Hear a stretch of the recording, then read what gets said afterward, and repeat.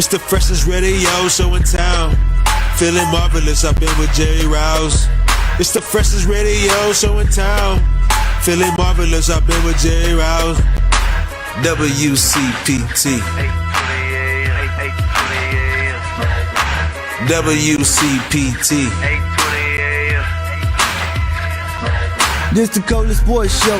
You were getting the hour from 6 p.m. to 7. Chillin' with Lauren Cox and the man Marvelous. Shout out to Mr. Rouse and the Italian style. You what sports is the only politic. WCPT. WCPT. It's the freshest radio show in town. Feeling marvelous, I've been with Jerry Rouse. It's the freshest radio show in town. Feeling marvelous, I've been with Jerry Rouse. Welcome, everyone, to another edition of the Rewind Sports 60. We're streaming live on Facebook, broadcasting from the world's famous illustrious studios of WCPT, 820 AM in the beautiful, beautiful city of Chicago, in the frigid city of Chicago, in the outstanding neighborhood of Jefferson Park on Super Bowl Sunday, ladies and gentlemen. This is another edition of the Rewind Sports 60. And let's get right to it, ladies and gentlemen. You love him. He's the one. He's the only. He's not out on Madison Avenue hawking a cab or Uber. He's not at Wrigley Field in Lakeview area trying to see if he can get a ticket for the Cup games this season. No, he's not on the Dan Ryan at 35th Street outside a guaranteed rate to see if he can check out a Sox game. He's not even over at the United Center to see the Blackhawks or the Chicago Bulls. Ladies and gentlemen, he's in the studios. He's known as the Marvelous One. He's the one. He's the only. He's Dan Marver. What's up, Marver? Hey, Jerry, how you doing? I'm good. Are you okay? WCPT 820 AM. Hey, those of you that have 3-0 as your first square, hang in there for the first quarter of the Super Bowl.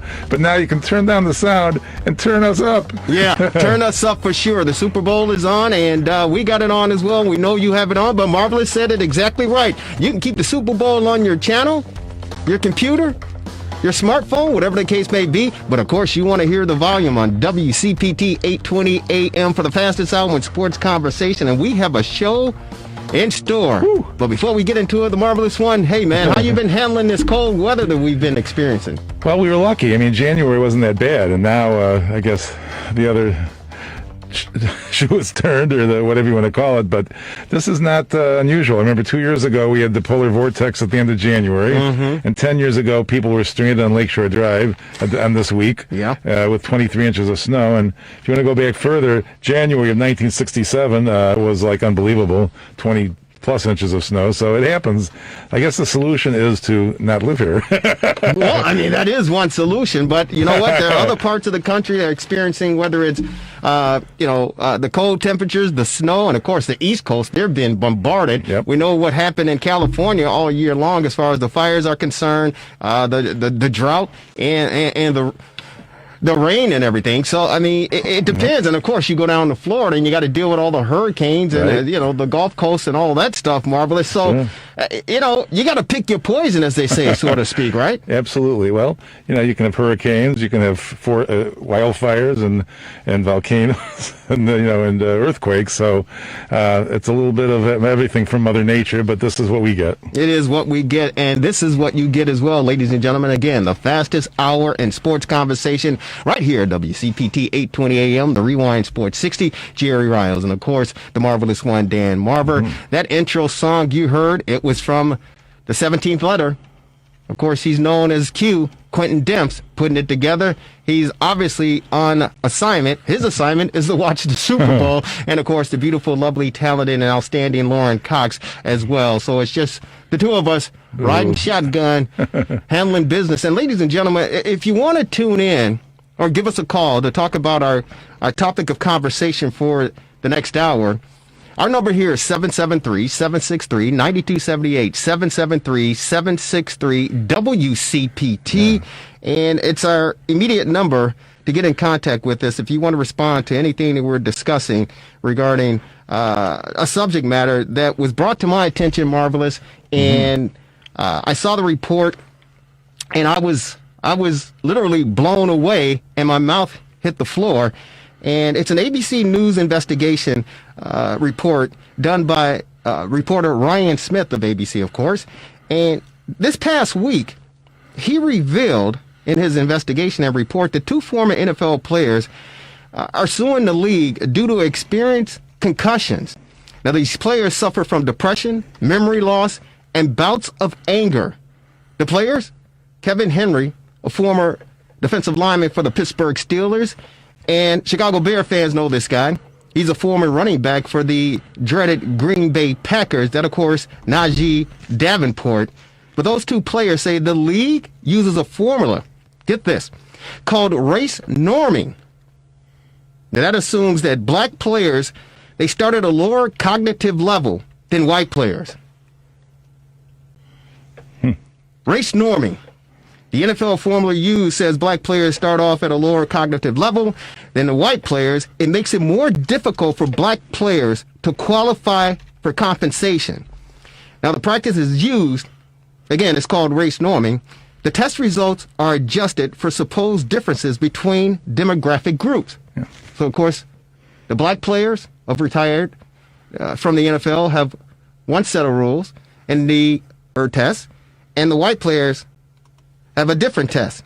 Henry, in 2017, underwent a series of tests that determined that he suffered from cognitive decline similar to early stages of mild dementia. Here's a comment from Mr. Henry regarding his concussions. Football doesn't give you an expiration date. It just happens. You just expire. I've had 10 concussions or more, and that's not even common practice. After his time in the league, Kevin Henry says he began suffering from depression, memory loss, and bouts of anger. In 2017, he underwent a series of tests, a doctor determining that Henry was suffering from a cognitive decline consistent with mild dementia. So he submitted a claim to the landmark 2013 NFL Concussion Settlement Program. What was the result of the claim you filed? I was denied.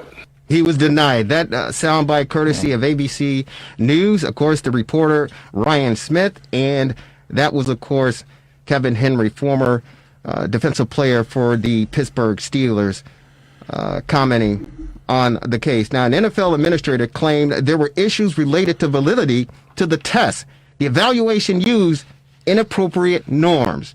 The concussion settlements, the 2 players accused the NFL of racial double standard. I hadn't heard this before. The NFL says the race norming formula is optional, but they also go on to say that clinicians who test the NFL players say they are required by the league to use the formula. Race norming was put into a place and is used to eliminate the amount the league has to pay out. Get this, folks. The amount the league has to pay out to former players who file concussion claims. So this is implemented. It is put into place so the NFL are selective as far as who they're going to pay money to. Some clinicians admit they were told to discriminate against a black player filing claims using this formula. The NFL says the lawsuit is entirely misguided. They also go on to say that race norming, known as demographic correction, is recommended but not required. The NFL goes on to say the concussion settlement program was agreed to by all parties with the assistance of expert neuropsychological clinicians. It relies on widely accepted and long established testing and scoring methods. Yeah. Now listen to this. 3,000 claims have been filed. There are 3,000 former NFL players who filed claims against the National Football League. Out of those 3,000 claims, 1,200 were paid out, totaling nearly $800 million. But no demographic data, marvelous, was available. So you don't know who received the compensation of those 1,200 players who got paid. You just don't know who they are. And based on this, it's pointing to the fact that the white players were able to collect, the black players were denied. Now, these 2 players are currently waiting on the judge's ruling on the NFL's motion to dismiss this case. You'd think the name of the players could be obtained with freedom of information.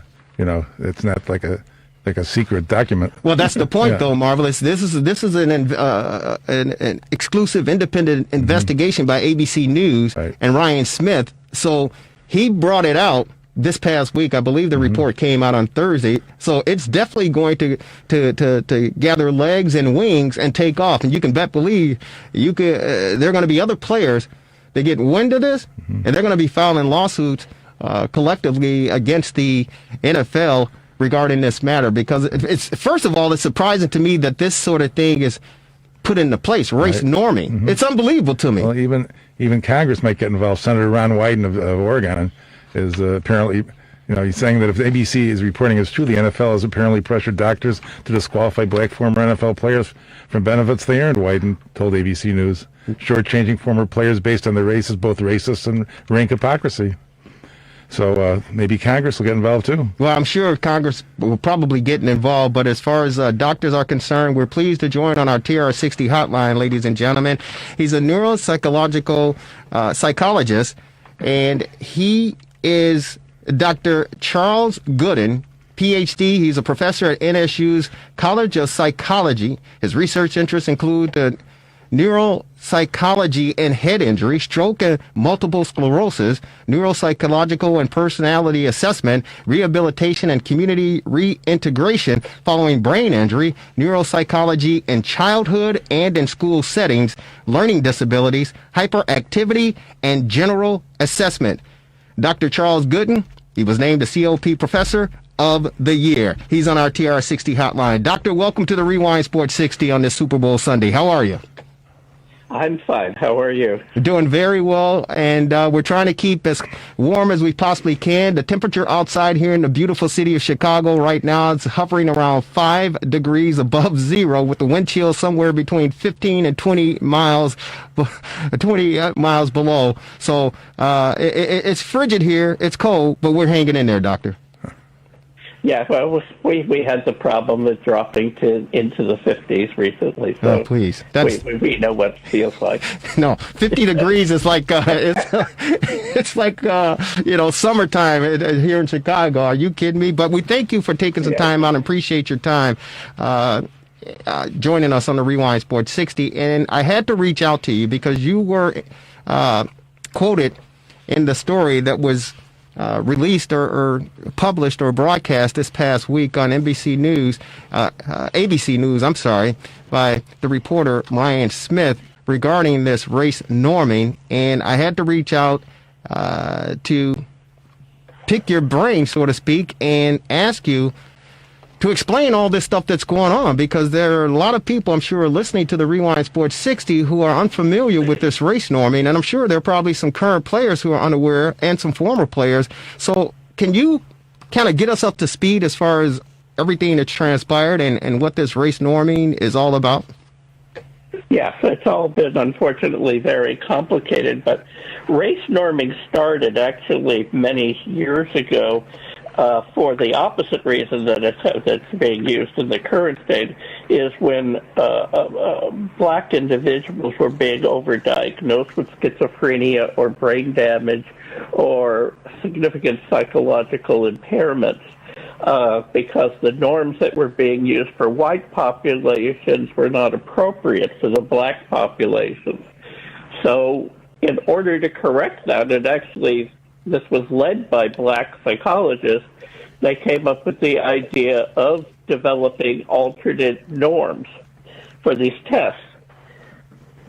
So as a consequence, when this testing began with the NFL, apparently someone suggested that we should use different standards for each group. The problem is that the testing was never intended to be used the way the NFL was using it. These norms are only advisory. So I can look at the norms of an individual compared to black Americans, compared to white Americans, to young people, to old people, and then I make a clinical judgment based on that individual's history, education, achievements in life, and the like. But in this case, the NFL has given very rigid cutoffs. that doesn't allow for clinical judgment. So as a consequence, they are trying to use numbers to replace the judgment of the clinician because they didn't trust clinicians to fairly evaluate these players. So when the agreement was reached, the clinician was given in the document the option of using either the black or the white norms. And it became very obvious that using the black norms for black players and white norms for white players was very biased. And as a result, some of us, like myself, asked again to clarify that we did not have to use the black norms. And those norms also have other problems because of the way they were gathered and other issues related to them, which aren't important here. But when I started working with the settlement, the NFL, I was told, use the norms you think are the fairest. So I did. And when I did that, the people who supervised the settlement said, that's fine. And they pushed the clients through and said, yes, they're impaired. But when the NFL got to review it, their lawyers got to review it, they challenged cases where you use the general norms for everybody, but where the black norms would have made the person not qualify. They didn't care if you used the black norms and they still didn't qualify, or white, which norms if they didn't qualify at all. But in any case where there would be a difference, the NFL lawyers have challenged this. So when the NFL says you're allowed to use anything you want, they're not actually telling the truth. That it is possible that's the intention of the NFL itself, but it's certainly not the intention of their attorneys. They also challenged these results in the testing on a number of other reasons, which again, the person who supervises all this has approved what we did, but then the NFL challenges it in order to reduce the number of people who are allowed to be qualified for the settlement. I continue to use the same norms for everybody, but a lot of people felt pressured because they were being investigated just as I was when they didn't do it the way they really, apparently the lawyers really wanted us to do it. I said that I didn't care if they were going to investigate me. I was going to do it correctly or not at all. So that's how we got to where we are now. Well, congratulations to you, and thank you for standing your ground. And you know, you took an oath, I believe, and you know your ethics stood in place, and you stood your ground. So, congratulations to you. And we're on with Dr. Charles Golden. He is a neuropsychologist at Nova Southeastern University, joining us on the Rewind Sports 60. And our topic of conversation for the fastest hour in sports conversation is race norming in the NFL. Two former NFL players filed a lawsuit against the league, claiming that there is bias and discrimination in the testing regarding brain injuries and concussions. One thing that stood out regarding it, and thank you so very much for clearing it up as best you can, because I know a lot of people are still kind of in a fog and still kind of confused as far as everything that's going on. But the one thing that you talked about was clinicians who were feeling the pressure from the NFL lawyers, and they were threatened to be investigated. What would the NFL and the lawyers be investigating regarding this matter? Well, they would be investigating whether you were appropriate for being a tester in this program. And for some people, the program has ended up paying a great deal of their income, as well as they could challenge your reputation, which that that you're not doing the testing correctly. There's something wrong with your approach to testing, and both economic and reputation are issues that affect a lot of people. So you're actually saying that the National Football League and their lawyers said that you abide by, the option or the recommendation regarding race norming and using the individual testing for the African American former NFL players compared to the white NFL players, that you as a professional in your field could face some pressure and face some character assassination along with the monetary issues as well if you didn't follow protocol regarding the National Football League. Is that what you're saying?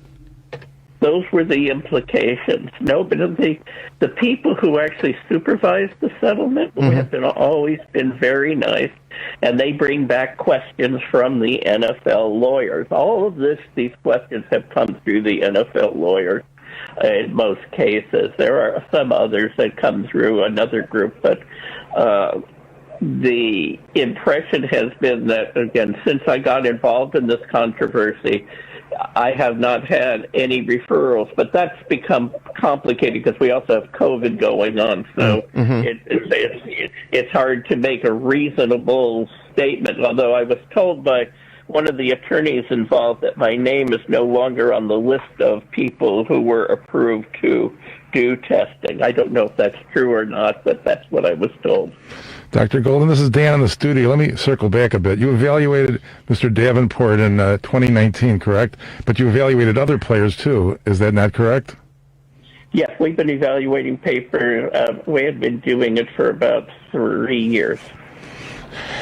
And so, as a result of your evaluation, you determined obviously that an individual such as Davenport was cognitively impaired, and that race norming was merely a recommendation, but you did not apply the full demographic correction. It sounds like in the article. Does that sound about right?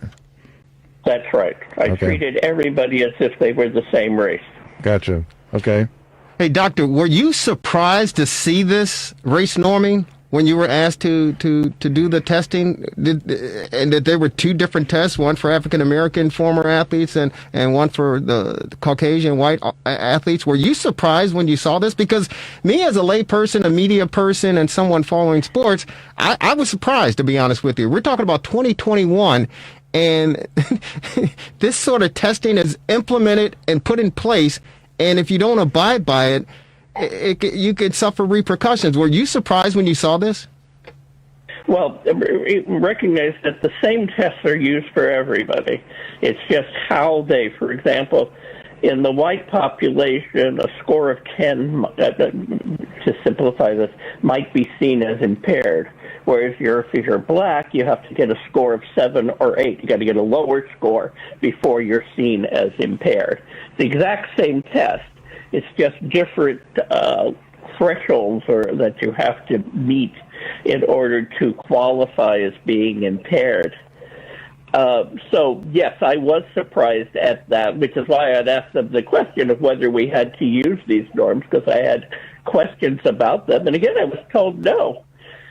And as I said, the settlement people, both in Mr. Davenport's case, approved what I wrote and sent him through to be compensated.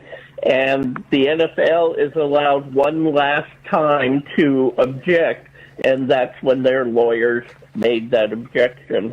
Wow. So what's the next step? And it's interesting because, the former Pittsburgh Steeler defensive player, Kevin Henry said, hey, you know what? Listen, we're out there playing football just like the white guys. We get hit. They're not hitting us lesser because we're black or more because we're black.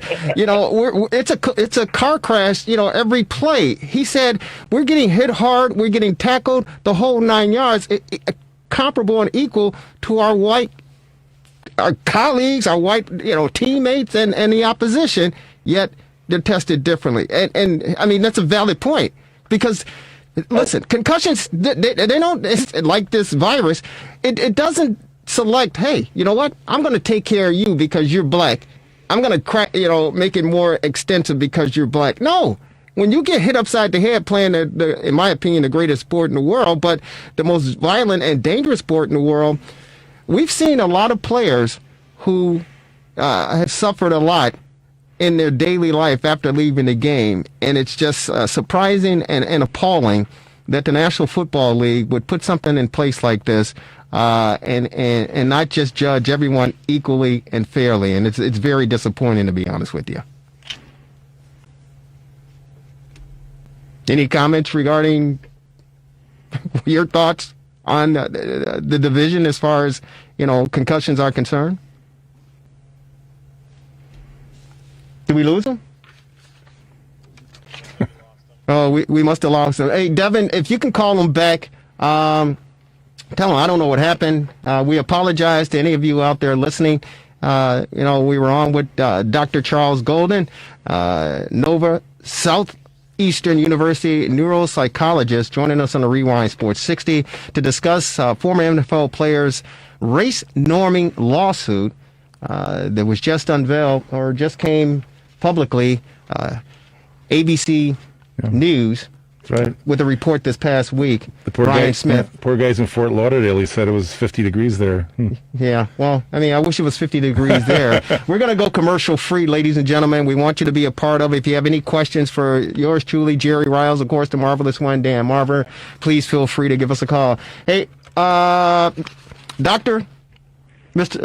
Goldman, I was asking you, I said it was appalling and disappointing, because Kevin Henry said, hey, listen, you know what?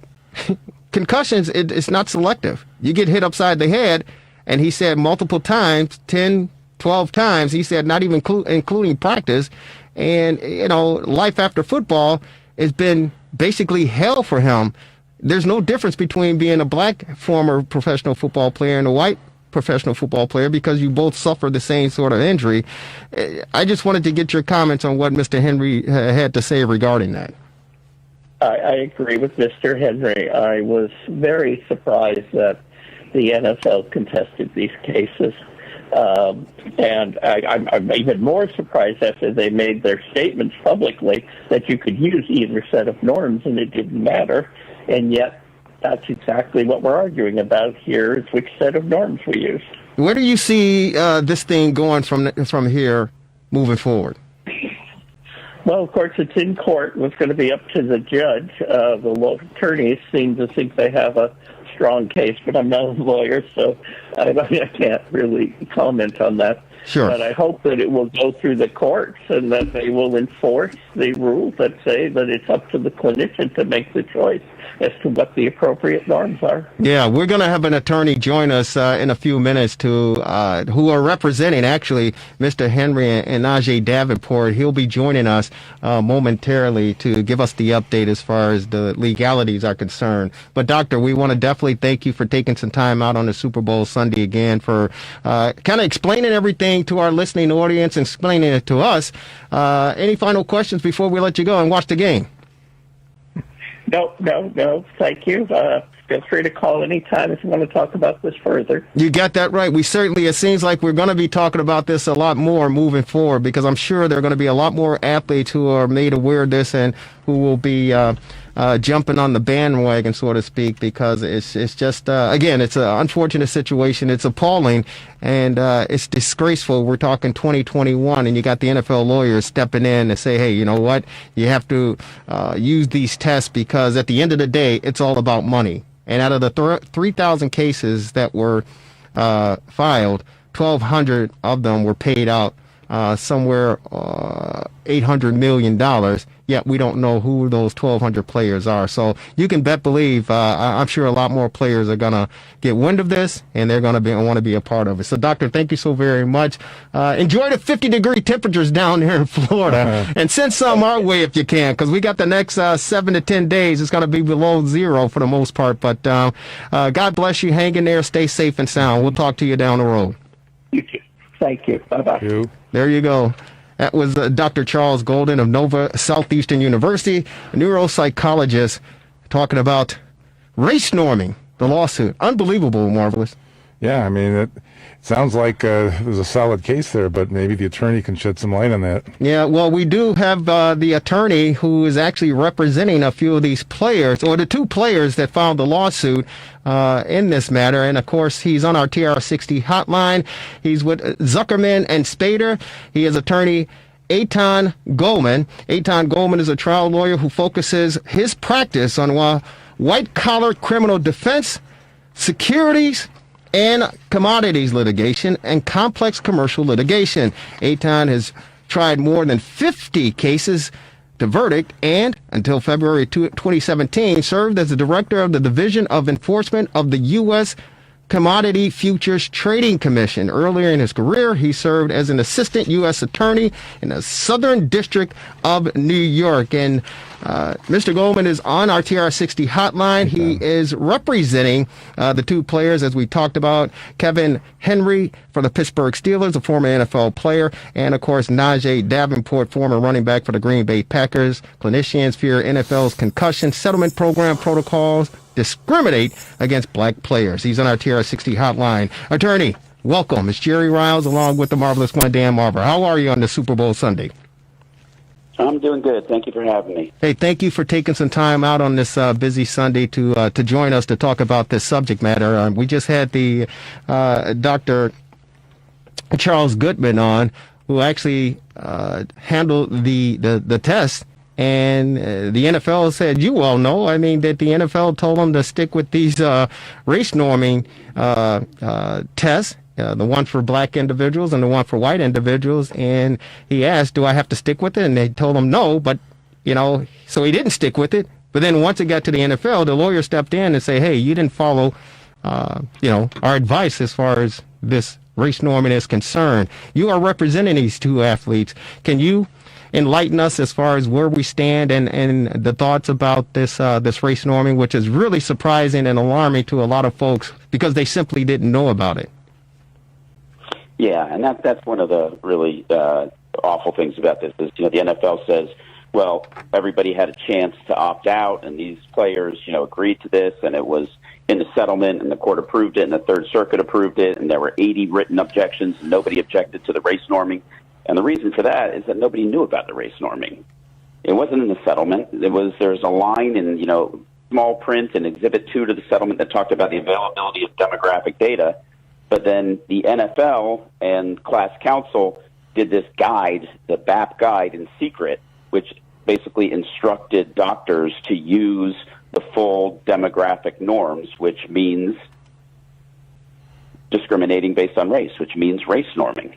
And, Dr. Golden, like some other doctors, decided not to do it. And while the NFL now is saying the doctors don't have to do it, they can use their own clinical discretion, that's just not true because the NFL appeals whenever the doctors don't use it and a black former player gets an award. So, they're on the one hand, they're saying, well, it's not us that's forcing them to, but they are challenging. I mean, they went and they appealed Najee's award and got it reversed by the special masters. So it's not really up to the doctor's clinical discretion. It's the NFL trying to save money by making it harder for African-American former players to recover from their damage. And these people, some of them are really profoundly disabled. No, there are a lot of them that are disabled. I know, Reeve Sorey, who played with the great late Walter Payton. He's a offensive lineman. Today, he's in a nursing home, and he's almost basically bedridden, and most of it due to his playing days in the National Football League. And we're talking about the 70s. And the luxuries that these players have today, they certainly didn't have that back in the 70s. And as you all know, these players were told, hey, you got an injury? You got a concussion? No, how many fingers you see? I see 2. When there's 3, they say, get your butt back out there. And now you're absolutely right. These players are suffering, whether it's from, mild dementia, whether it's from knee replacement or hips or whatever the case may be. They're suffering because of the game that they love, and it's appalling, it's disgraceful, and it's just sad and disappointing that the National Football League in 2021 would even have something like this in place black and white. That's almost like the Jim Crow, where, the water fountain. The black water fountain is over here, the white water fountain is over here. It's unbelievable that this is even implemented, and for doctors such as Dr. Charles Gooden to say, I'm going to stick to the, my game plan, my teaching and my education, and then to be, reprimanded. And he said some of these doctors are being investigated, if they don't go along with the protocol. It's unbelievable. It's truly unbelievable. Now, how did you and your law firm get in contact or get a hold of these two players, Kevin Henry and, of course, Najee Davenport, regarding this race norming lawsuit? Well, we represented some former players in the original lawsuits. A partner of mine represented Mike Webster, who's the Pittsburgh Steeler great, and just got to know some of the other lawyers. And then we heard about this, I don't know, about a year ago, and we really couldn't believe it was true. But we did some research, and it turns out that it is true. It's completely egregious. I mean, you talked about this being like Jim Crow. I mean, this is what Jim Crow looks like in 2021. It's not it's not big signs hanging on water fountains saying blacks can't drink here. It's this discrimination that's embedded in software. So you have two former players, one white, one black, same age, same gender, go in, take a test on a neuropsychologist office. They get the same exact raw score. Bell tells the white one, you've got dementia, here's some money. And they tell the black guy, you're just black. I mean, it is that simple and that egregious. It's unbelievable. It's unbelievable. Yeah, it really is. It makes your jaw drop when you hear about it. When I saw the report earlier this week, I couldn't believe it. I seriously couldn't believe it. And of course, the next day I had to give you a call to see your availability to come on to talk about this, because I was the investigation by ABC News, and congratulations to Ryan Smith on the work that he's done and put into this to reveal this. But I was just beside myself when I saw this, and I said, we certainly have to discuss this. So I appreciate yourself, Attorney Aidan Goldman, coming on to discuss this with our listening audience. Hey, Mr. Goldman, this is Dan in the studio.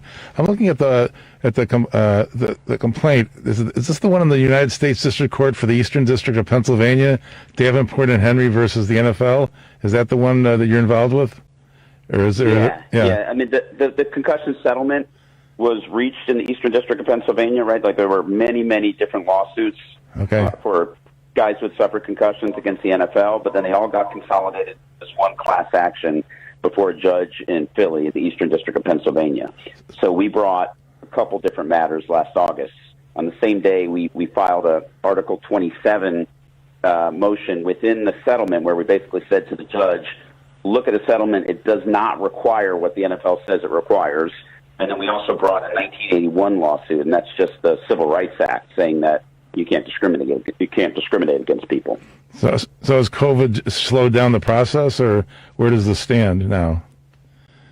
Well, the judge actually dismissed without prejudice our Article 27 motion, which we've appealed to the Third Circuit, and we're waiting to hear about that. And then the 1981 lawsuit, we've got a hearing, I think, in March. So it has been slowed by COVID, but, the wheels of justice are continuing to grind, even if kind of slowly. Yeah. Do you see more players getting involved with this? Because, again, I'm sure there are a lot of them who are unaware, and we know some former players. We have one here, Quentin Demps, who's a part of our broadcast team. He's not here, of course, today, but he played in the league for 10 years, and I'm sure he's got some issues. I know some other former players who played on the '85 Bears team who, some are doing well, remarkably, but others are still, they're suffering. Jim McMahon, we know, won a suit regarding concussions from the league, and maybe he was one of the 1,200 people out of the 3,000 that got compensation for this. Do you know anything about that? I don't know specifics about that. I mean, the NFL has all these statistics, and one of the things that we're asking for is the numbers and the comparison between how hard it is for a black former player to get an award versus a white former player. And I think you're right about former players. I don't think they had any idea that this is how the settlement was going to be interpreted by the NFL, because I've talked to a bunch of former players, and to a man, black or white, they say they never would have, voted for this. They never would have agreed to the settlement if they knew that it was going to be implemented in this discriminatory way. Well, that's part of the defense for the NFL. They're saying that all sides agreed to this. Yeah, well, that's not true. All sides agreed to the settlement. Settlement doesn't say there's going to be a black door and a white door. I'm sure it doesn't. If they had said that out front, this settlement never would have been approved by the players. Yeah, I'm sure that's the case as well, and they just wanted to, do their homework, and they tried to pull a fast one. The interesting thing about this is the fact that,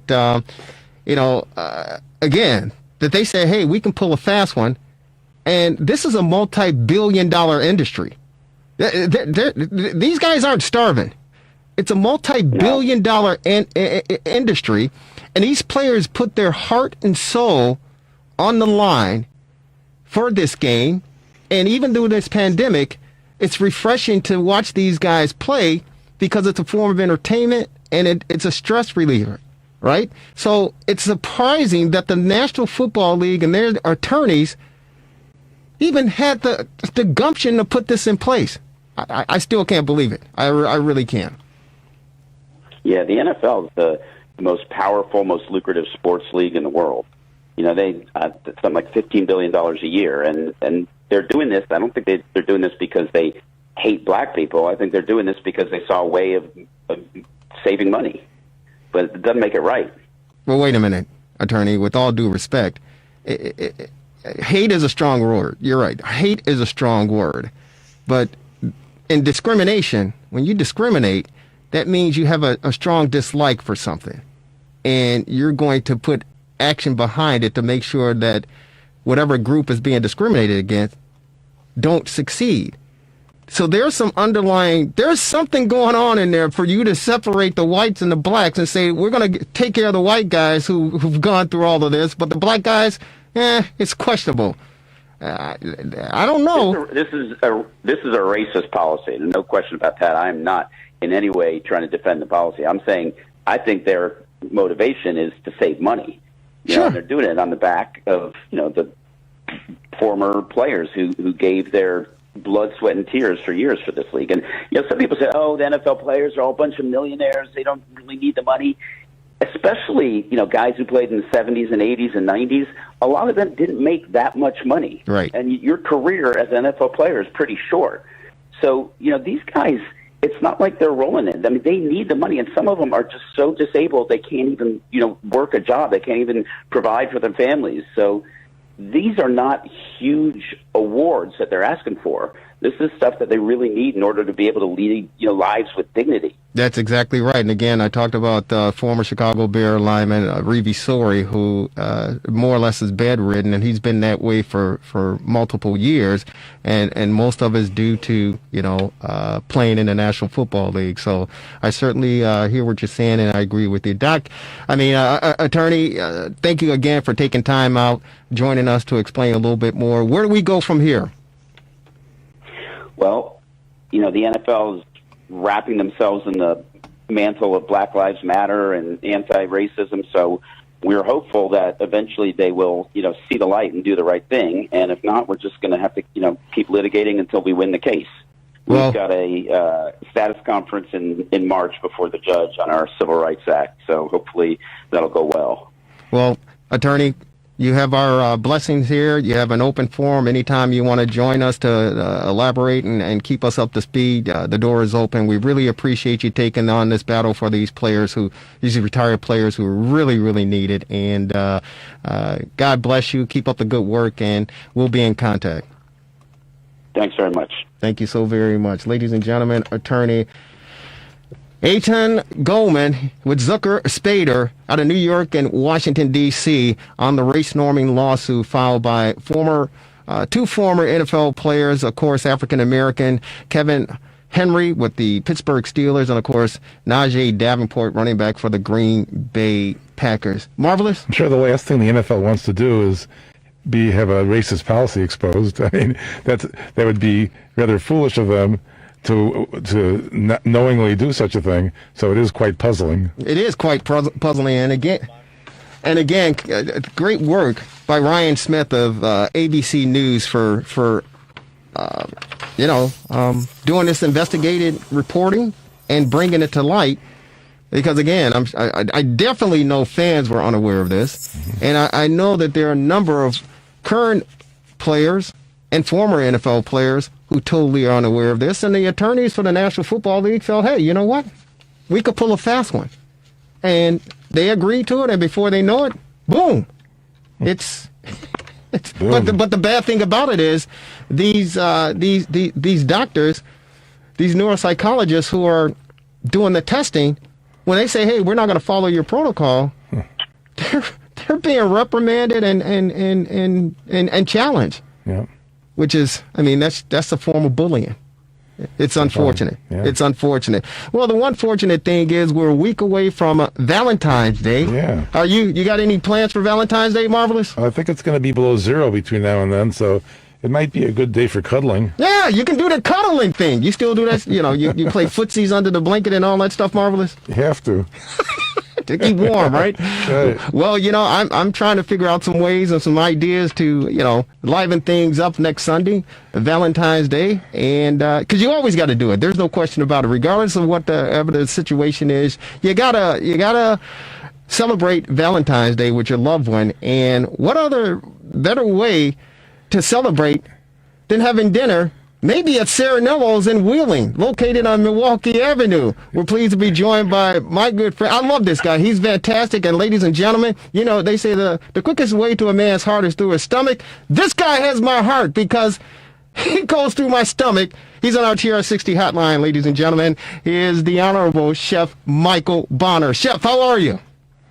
Good, Jerry. How you doing tonight? Hey, we're doing good. We're trying to keep warm as best we can, brother. But I definitely wanted to get you on and see what's going on. We miss being over at Serenello's. We just miss being in the environment. But with this this pandemic and the virus and the opening and closings of restaurants, man, you well know firsthand it's been very, very difficult. And real quick, get us up to speed as far as how things are going for you and the restaurants and the business. Well, it has been a real challenge. 2020 is a year that you want to forget.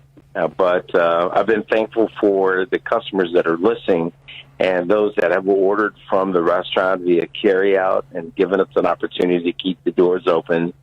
We're thankful that we have the opportunity to get diners back into the dining room. And I just wanted to let you know that this weekend we're going to be doing brunch, Valentine's Day brunch, and we have wonderful menus put together that are for curbside Valentine's Day menu to go, as well as in-room dining. So it's been a real challenge, but we've been trying everything we can to stay relevant and keep people knowing that we're here and reaching out for support. Yeah, well, you know what?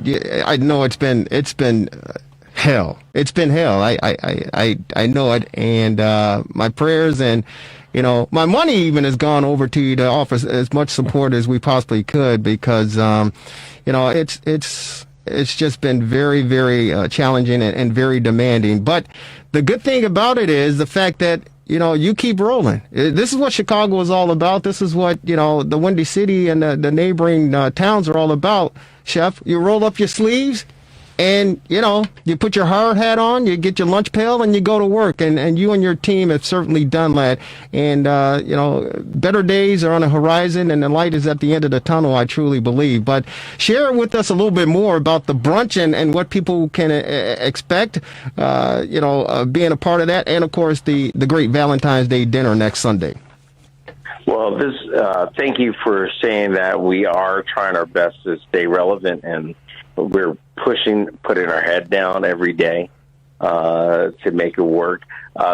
But specifically with the brunch, we're doing a Valentine's Day brunch with roses and an opportunity for everyone to get back into the relaxing mode and enjoying themselves in the restaurant, enjoying themselves for a Valentine's Day lazy Sunday.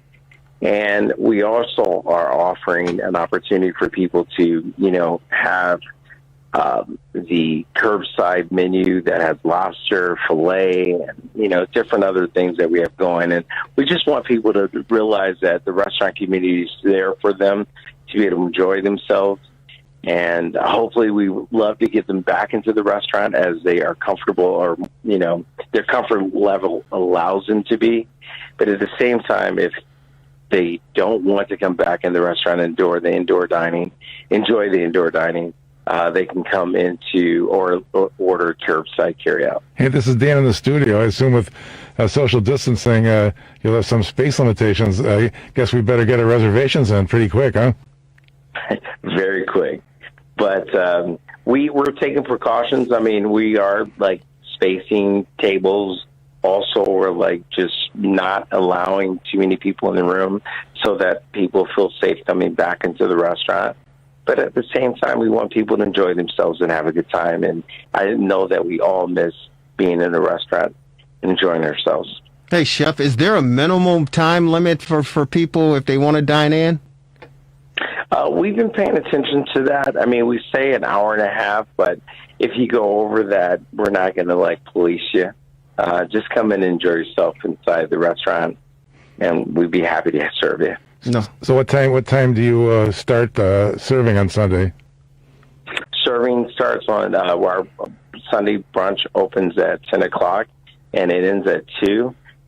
We are accepting carry-out orders for curbside for the menu that we put together with the filet medallions and the lobster raviolis. You can pick those up starting Thursday, Friday, as well as Saturday.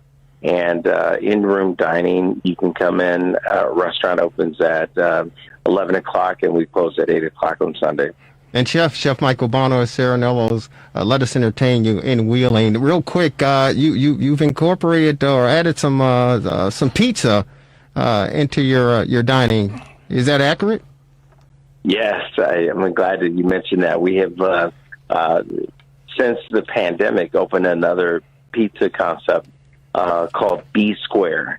And it's a Detroit-style pizza that we're doing in the restaurant that features that classic square, crusty corners, airy, light, crispy crust.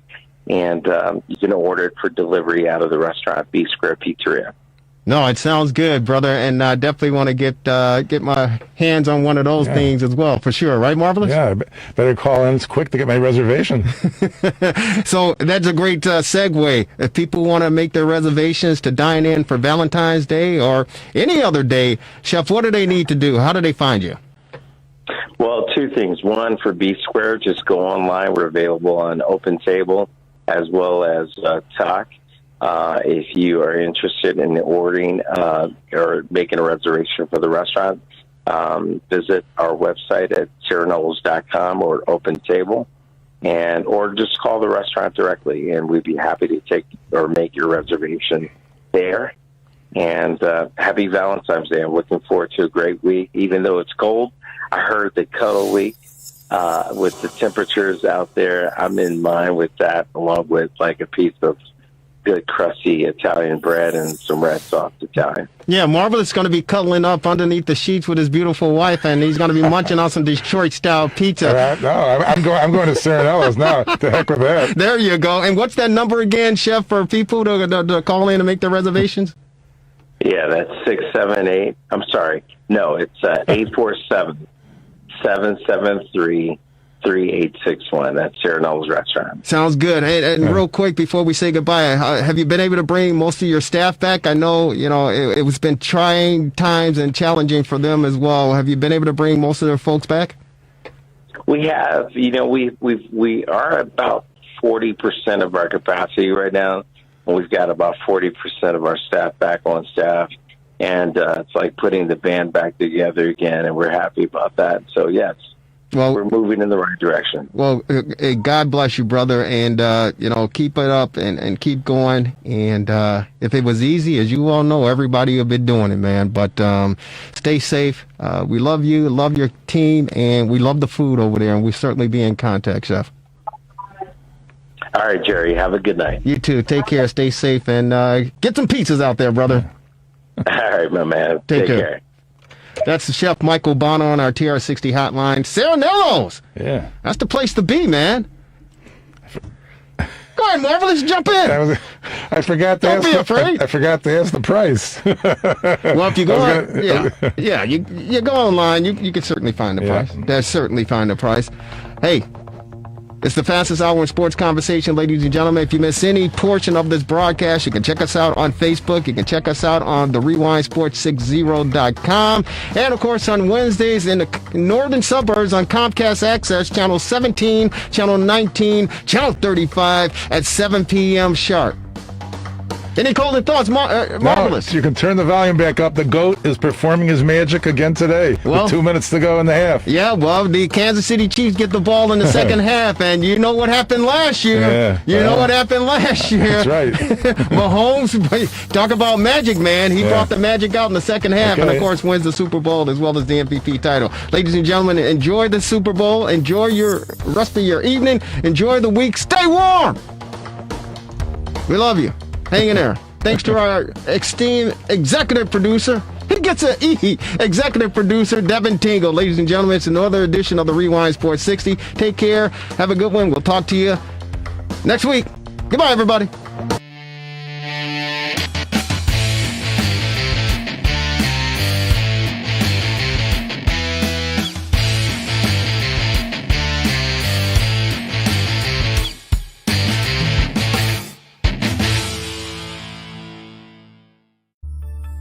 Relax,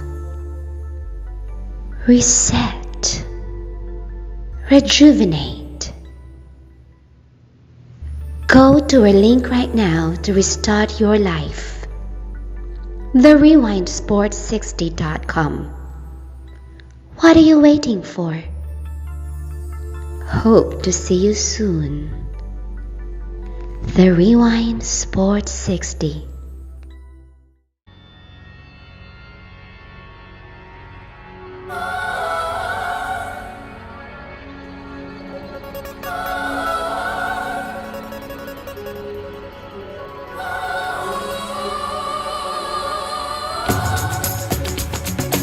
Welcome, everyone, to another edition of the Sports Medicine Update, a weekly podcast with yours truly, Jerry Riles, and the Honorable Dr. Chad Padromas. Dr. Chad Padromas is the orthopedic surgeon at Illinois Sports Medicine and Orthopedic Centers here in Chicago, in Glenview, and in Naples. And he's the orthopedic surgeon at Padromas Stem Cell Institute. He's also the editor-in-chief of the Anterior Cruciate Ligament Reconstruction and Basic Science. Doctor, how are you? I'm doing great, Jerry. How you doing? I'm doing fantastic, and I'm trying to get through this snow and cold that we've been experiencing over the past week or so. And they're saying this upcoming week we're going to be in the teens and single digits as far as the cold temperatures are concerned. So just hanging in there. And it's Chicago weather. We're used to it. We just have to get through it. Other than that, everything's fine, Doc. Super. Sounds good. Hey, there's a lot going on regarding the vaccine. Of course, the new administration is trying to haul out as many doses as they possibly can to get it to the patients and people in need.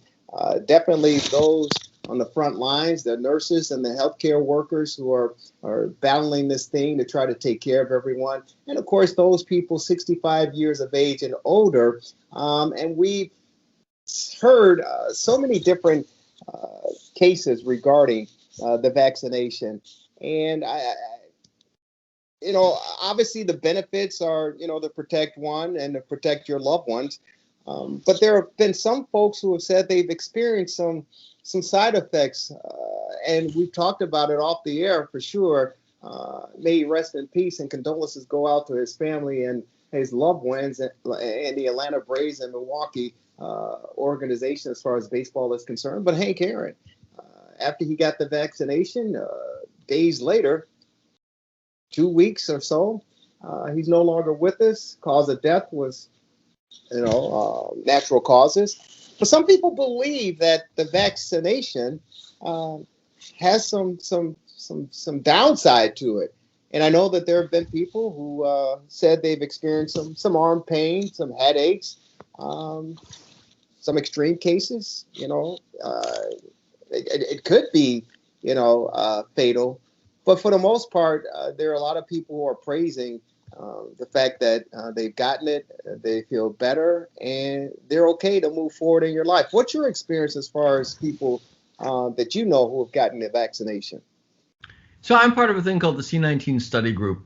Because I've published papers in this space, I was honored to be invited to join this group. It's a couple hundred of the smartest people there are, virologists, epidemiologists, infectious disease doctors, and others.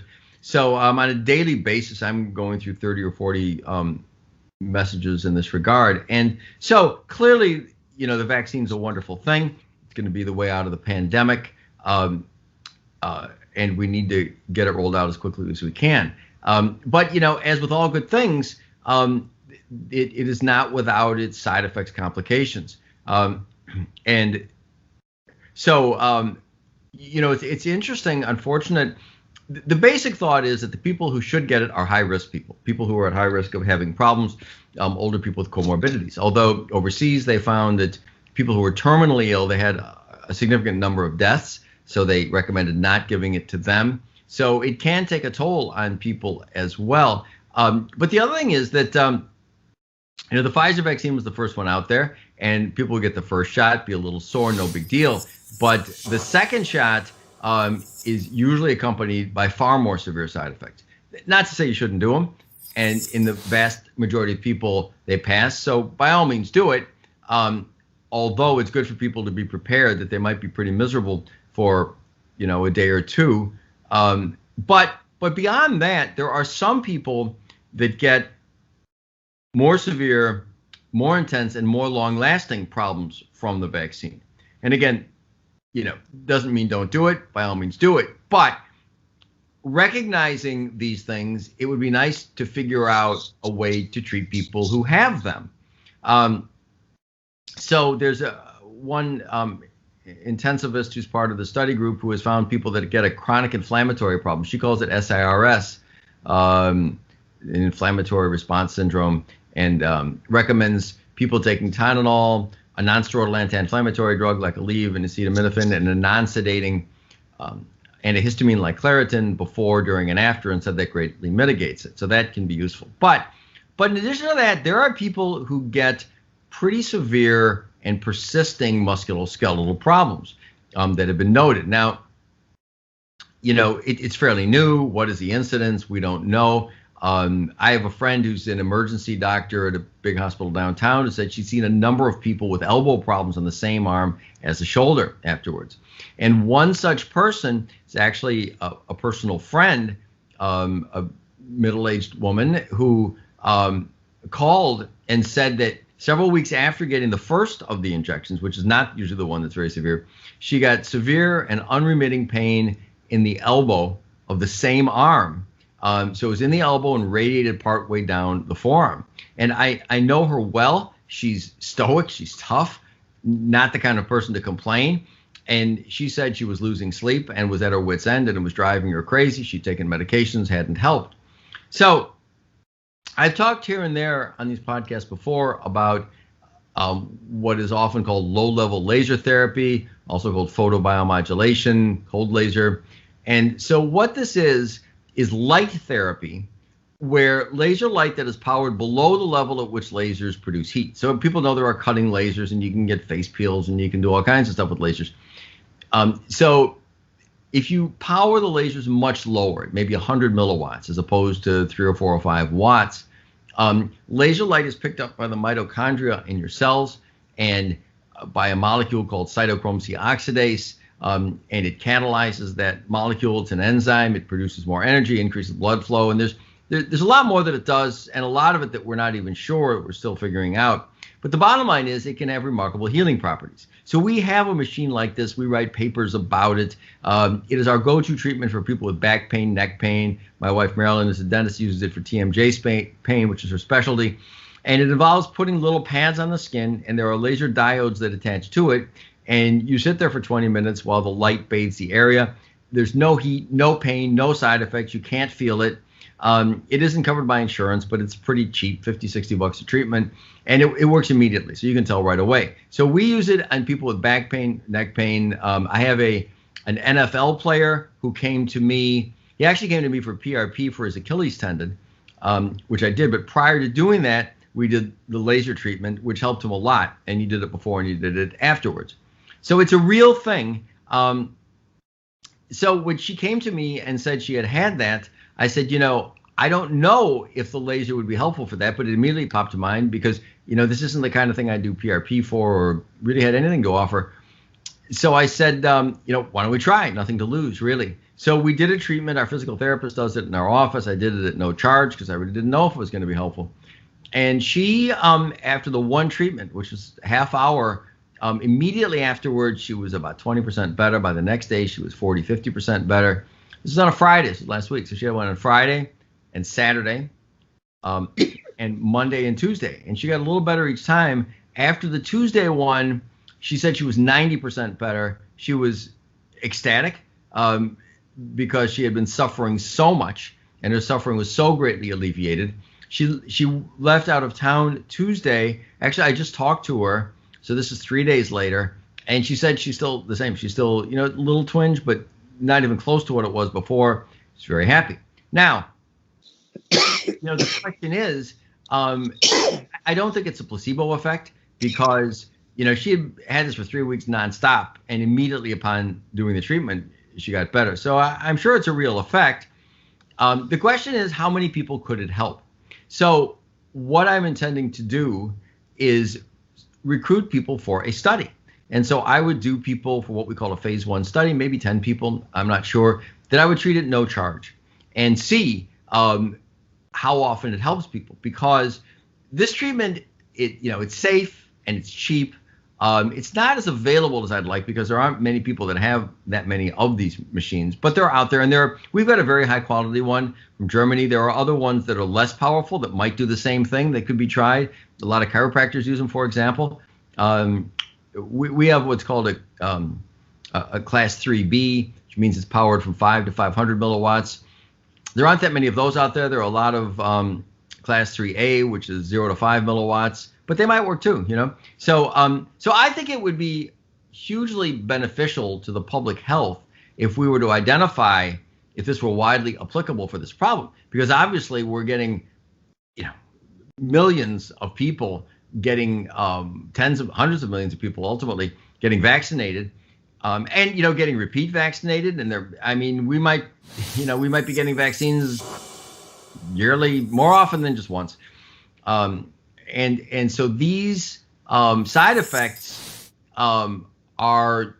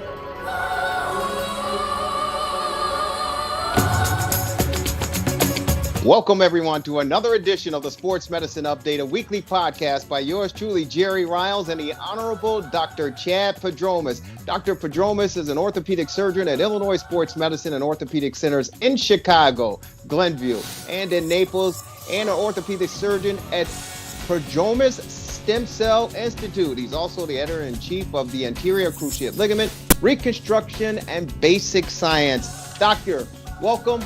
How are you doing? I'm doing great, Jerry. Thanks. How about you? I'm doing okay. I just wanted to make sure I get that out for you and, make you sound even more important you're very important. There's no question about it, but I wanted to give credibility to your status, your title, and your persona. Thank you, Doctor. More than anybody else, but I appreciate the thought. You're very important. Are you kidding me? Without you, we don't have the podcast. That's true for sure.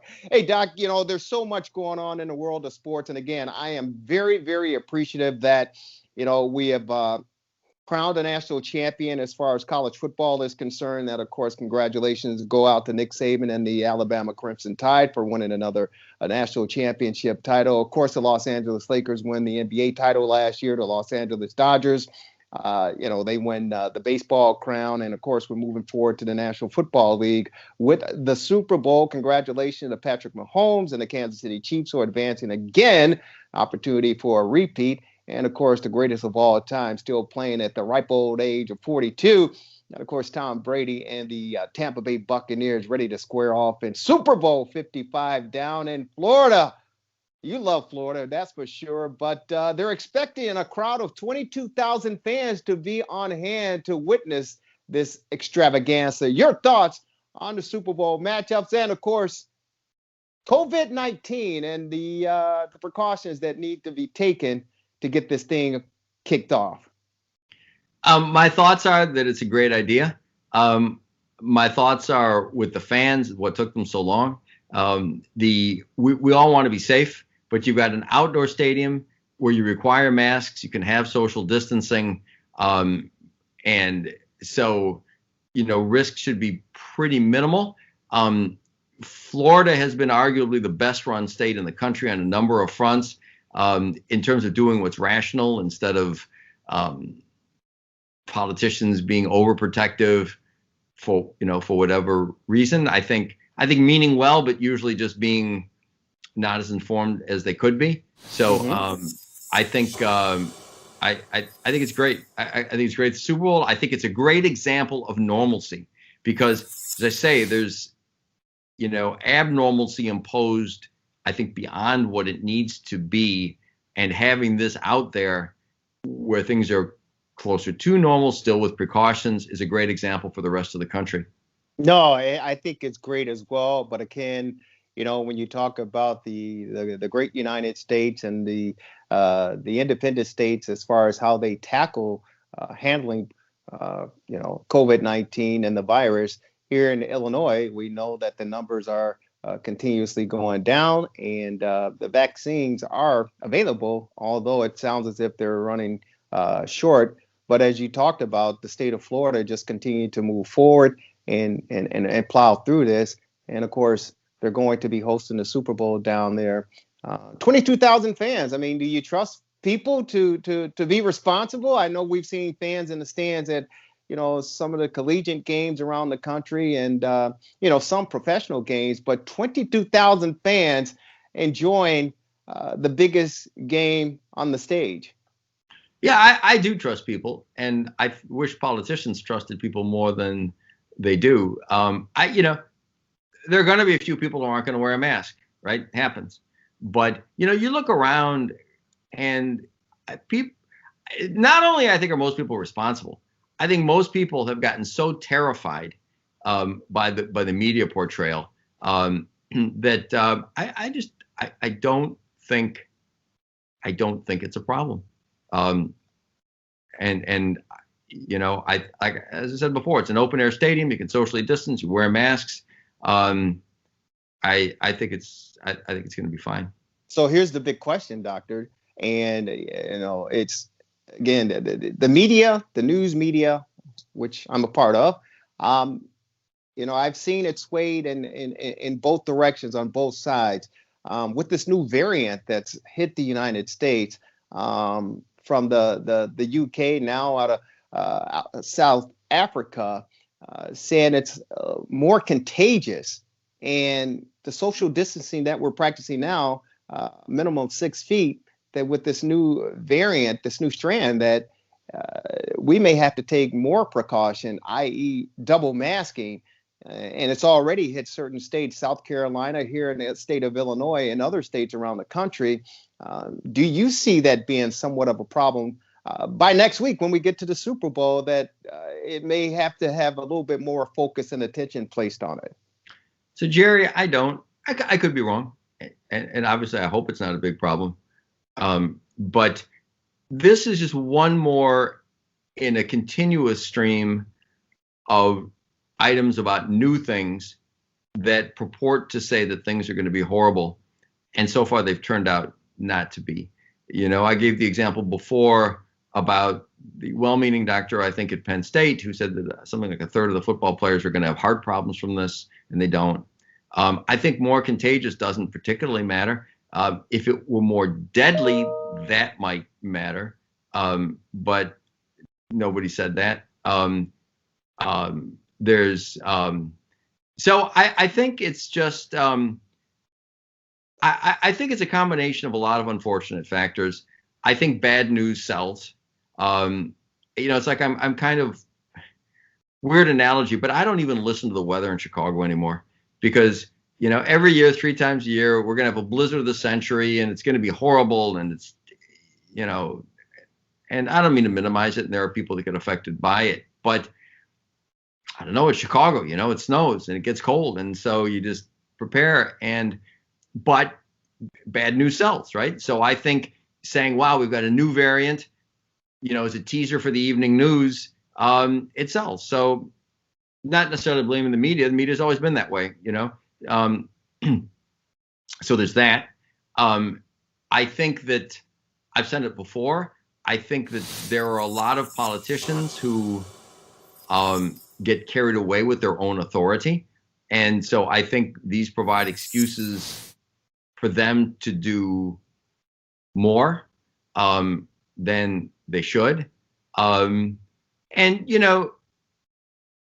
you can go beyond that to various things that sound like conspiracy theories, and who knows, but, it's kind of a fact. The more negative things you put out there and the more you shut down society, the more small businesses go under. Now, that's, everybody publicly agrees that's a bad thing, right? Mm-hmm. On the other hand, there are some corporations and some people that are doing very, very well from this, right? And so there are conspiracy theorists out there who kind of think that it's a semi-permanent situation to make us like China in Asia, where they wear masks forever, and that there's always a new variant, there's always a new this, there's always a new that. So the history of this thing has been so egregious and so horrific, as I mentioned last time, with overstating the death, starting with Neil Ferguson at Imperial College and his terrible track record on models, and then applying a bad model to this. So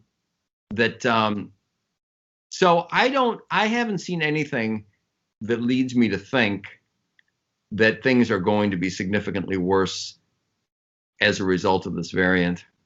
I mean, and going back and not to be too long-winded here, but there are real consequences to alarmism.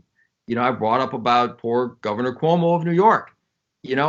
I'm sure he's a nice man, and I'm sure he loves his constituents, but his action to force people out of hospitals into nursing homes, everybody agrees, I think, resulted in many, many unnecessary deaths. Now, I'm not saying I think his action did that. I don't necessarily blame him. I certainly don't blame his motives. But think about this. Why did he do that? He did that because people were estimating that the hospitals were going to be so overwhelmed, we'd have no respirators and no ICU beds, that you had to clear the hospitals in advance of it. Well, it turned out to be not even close to being true, right? They brought that Jacob Javits ship in and all this, and they had more than enough. President Trump, love him or hate him, made it a point to get enough ventilators, and nobody's been short of ventilators, So there are Democrats, Republicans working together. But my point is just this. You can just say, well, better to be overly cautious, but alarmism has definite consequences. So alarmism in that case, false alarmism, resulted clearly in thousands of deaths. Not questioning anybody's motives, but it did. So I'm just saying, lockdowns, extra precautions have real world negative consequences, which it's easier to ignore than it is the death count from COVID. So I'm just saying it's a bad thing, and people shouldn't adjust their behavior on alarmism without really good justification. No, and I certainly agree with that, Doc. I think it needs to be justified as far as why we as a society do what we do, to the defense of those. Because here's the real issue from my perspective. This is something almost paramount that we've never seen or experienced in our lifetime, and that includes our leaders. As high as the Washington D.C. is concerned, to local leaders, to the storefront and the entrepreneur, business owners. This is something that we've never seen before and something we haven't experienced before. So for me, it's kind of learn by trial and error and learn on the job, so to speak, because there was points in time a year ago at this time where it was looked upon as, it's just a little virus like the flu. It'll be gone within a matter of, weeks to months. By the time the temperature raises, it'll be gone. To leaders saying you don't need to wear a mask, to now in January of 2021, they're talking about double masks. So I think it was hit and miss for everyone involved, including the average layperson, the average citizen, because we just simply didn't know. Some people overreacted to the information that was being presented. Others turned a deaf ear to it. So I think we're all in this together. And for me, the best case scenario is to maybe play it to the safe side, because we simply don't know. And I kind of compare it to the AIDS epidemic back in the late 80s and early 90s, when it first ran rampant in this country and around the world. We didn't know, and there were some false prejudgments and accusations and all sorts of things, conspiracy theories that evolved from that. But we learned over time to let science do its job and let the experts do their job. And we got a control and got hold of it, and it's under control, and we found a solution for it. So I kind of apply it to the same of what we're going through today. And I'd rather be safe than sorry, as they say. And you cannot question the more than 400,000 people. Boy, I guess you can, but the more than 400,000 people that have died from this virus. Whether you believe the number and the cause is another concern, but as of now, we're on a record of reaching 450,000 people to die from this. So for me, and again, I applaud those in the sports world that we were able to watch from collegiate sports to professional sports on weekends to take our minds off of this. But I would not want to be in the shoes of these experts and these scientists, because they truly, in my opinion, don't have the answer as well. And they're learning just like we are as we go. My prayers are in hope that we can get control of this thing and get back to some new normalcy. This question, you said be safe. Question for you. Do you think that people, when they lose their business, have adverse health outcomes? Do you think that there's depression and suicide and drug addiction and people failing to go in for health checks and living poorly and gaining weight? So do you think there's a consequence to excessive lockdowns?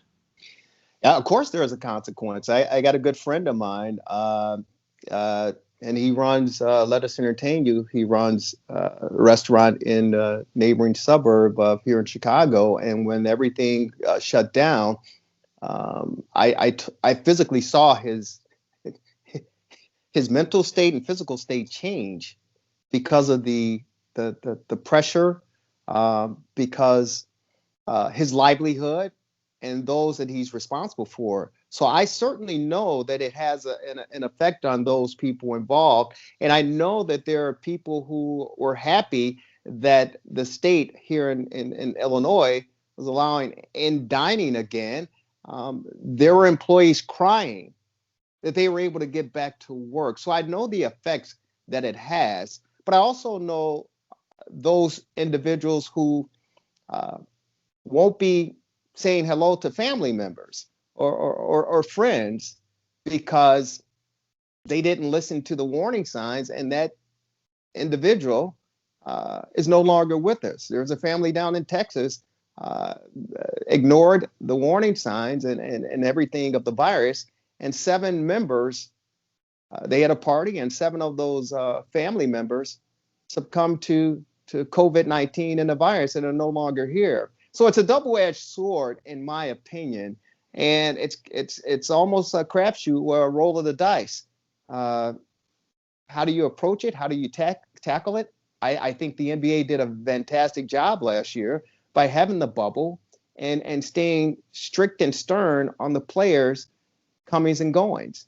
Now that they're out and available to travel and go here and there, we see that there's a different approach and a different effect as far as what's going on. So it's a very, in my opinion, very, very difficult decision to make. And I think we all personally have to make that decision, what's best for ourselves and our family and those that we come in contact with. And I'm hoping that, again, the light is at the end of the tunnel and we're close to getting to that light.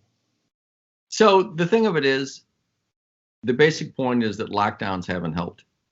And they've compared places that have them and places that don't, and they just don't help. Excessive restrictions just don't. You get consequences, you get deaths, you get suicide, you get mental health problems, you get more cancer deaths because people don't go in for their checkups because they don't want to leave the house. So lockdowns kill people, kill lots of people. That's the one end. In the middle, social distancing, probably masks are good. Okay. At the other end, the things that really would help dramatically are being suppressed. There's treatment that works. Hydroxychloroquine clearly works. Ivermectin clearly works. I had a patient call me today, and I'm heavily involved in this, as you know, and he didn't know anything about it. He said, "Hey, ivermectin's used all over the world." There was a recent court case where a family wanted to get treated with it. The hospital said no, and they sued, and the judge said, "You got to let them," and another place as well. So, why should that be? So what I'm trying to say is this: the middle ground, common sense, mass social distancing, absolutely, and some restrictions, absolutely. But on the one hand, the overreaction kills people, absolutely kills people. So you can't just say be safe, let's overreact and shut down. You're killing people. You just are. So it just shouldn't be happening now. And on the other end, there are things that we could be doing to save lots of lives that aren't being allowed.